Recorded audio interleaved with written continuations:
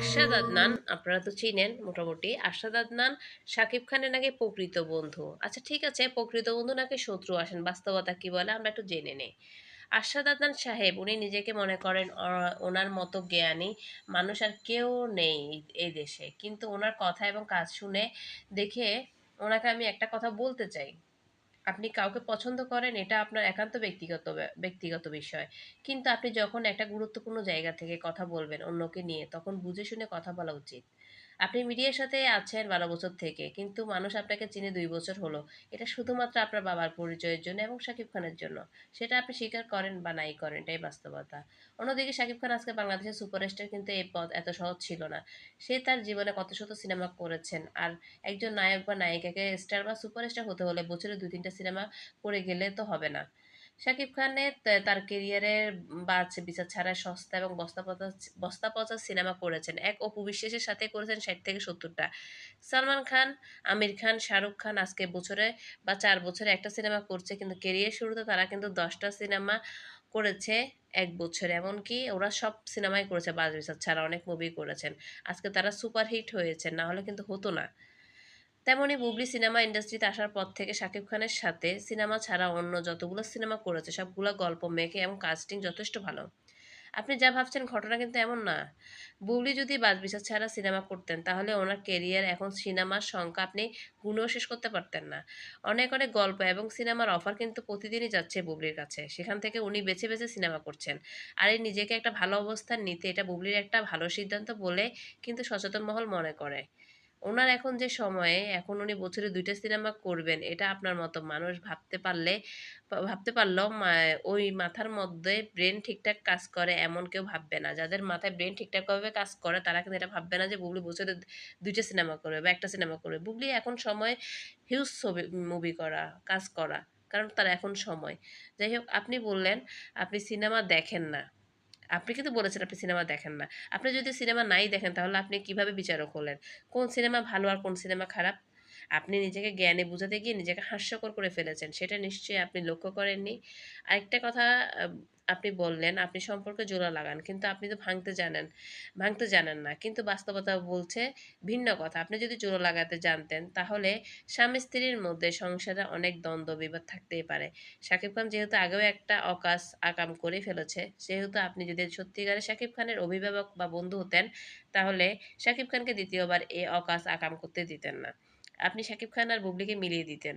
বুবলিকে সবাই যতটুকু জানে, মানে আমরা যতটুকু জানি শাকিব খানের কথার অবাধ্য হয়ে চলার মতো সে মেয়েই না। সে যথেষ্ট ধৈর্যশীল মেয়ে। যদি শাকিব খান তাদের স্বামী-স্ত্রী সংসার সুন্দরভাবে করতে চান, এইজন্য যা প্রয়োজন সব বুবলি করতে পারত। সেটাও আপনি জানেন। আপনি যদি তাদের মিলিয়ে দিতেন তাহলে কি সুন্দর একটা জীবন সংসার পেত শাকিব খান। কিন্তু আপনি কি করেছেন? শাকিব খানকে আরেকটা বিয়ের জন্য আপনি পরিচিত আমেরিকা প্রবাসী একজনকে ঠিক করে দিলেন। কাজটা আপনি কতটুকু ঠিক করেছেন বলেন তো? মনে রাখবেন, আজকে শাকিব খানের শরীর আছে, জনপ্রিয়তা আছে, টাকা আছে, কিন্তু একসময় শরীরও থাকবে না, জনপ্রিয়তাও থাকবে না, কিন্তু তার সন্তান থাকবে, 2টা ছেলে। তার বড় হয়ে তাদের বাবাকে ঘৃণা করবে। তাছাড়া আরো অনেক কিছু হতে পারে শাকিব খানের বৃদ্ধকালে। মোটেও সুখর হবে না। এটা আপনি গ্যারান্টি নিতে পারেন। তাহলে আপনি শাকিব খানের বন্ধু বা শুভাকাঙ্ক্ষী হলেন কিভাবে? আপনি আমাদের তো মনে হচ্ছে আপনি শাকিব খানের সবচেয়ে বড় শত্রু। জেনে বুঝে আপনি শুধু নিজের সাথে শাকিব খানকে ব্যবহার করতে গিয়ে তাকে বিপদের মধ্যে ঢেলে দিচ্ছেন। ৩য় জনকে যখন বিয়ে করবেন তার ঘরেও একটা ছেলে বা একটা মেয়ে হবে, একটা না আরো ২-৩টা হবে। ধুমধাম করে যখন বিয়ে হবে তখন তো একটা নিয়ে আর বন্ধ রাখবে না, ২-৩টেই হবে। এ ঘরের ২টা। তখন জিনিসটা কতটা বাজে হয়ে দাঁড়ায়। লিস্ট বলতে পারতেন যা ওর হয়ে গেছে, অপু বিশ্বাসের সাথে যেটা হয়ে গেছে, হয়ে গেছে। বুবলির সাথে যখন তোমার ডিভোর্স হয়নি, তুমি বুবলিকে নিয়ে মিলেমিশে থাকো। বয়স আর কতটুকু বাংলাদেশের মানে মানুষের মৃত্যুর হার ধরেন ৬০ বছর বয়স বা ৭০ বছর বাঁচে, সেখানে আমাদের সুপারস্টার ৩ ভাগের ২ ভাগ পার করে ফেলেছেন। আর ১ ভাগ আছে। এই ১ ভাগটা সুন্দর করে ২ টা ছেলে নিয়ে বুবলিকে নিয়ে সুখে থাকতেই পারত। আপনি যদি তার প্রকৃত বন্ধু হইতেন তাকে আপনি তার সংসার না ভাঙিয়ে জোড়া লাগিয়ে সুন্দর করে তাকে একটা সুন্দর সংসার উপহার দিতে পারতেন। আরেকটা মেয়ে আসবে, সে কেমন হবে? উপরের আগের ২ জন মানে আগের ২ জনের মতো কি হবে? হবে না। ১ম যেটা যায় সেটা যায়। হ্যাঁ, আর এর চাইতে যদি ডেঞ্জারাস হয় ৩য় নাম্বার বউ বলেন, হয়তো সাকিব বলতেও পারবে না, মানে ফেলতেও পারবে না। তখন সে ধুঁকে, ধুঁকে মরবে। আগের ২ টা ছেলেকেও দেখতে পারবে না, এই ঘরেও সুখে থাকতে পারবে না। এমন হয় যে পরের মেয়ে বুবলি তো জয়কে মেনে নিয়েছে, ভালোবেসে গ্রহণ করে, এমনকি জয়ের ভালো-মন্দ খবর নেয়। পরে ৩ নাম্বার বোনটা আসলে হয়তো বলবে যে বীর আর জয়কে সম্পত্তি থেকে সয় সম্পত্তি থেকে আলাদা করে দাও।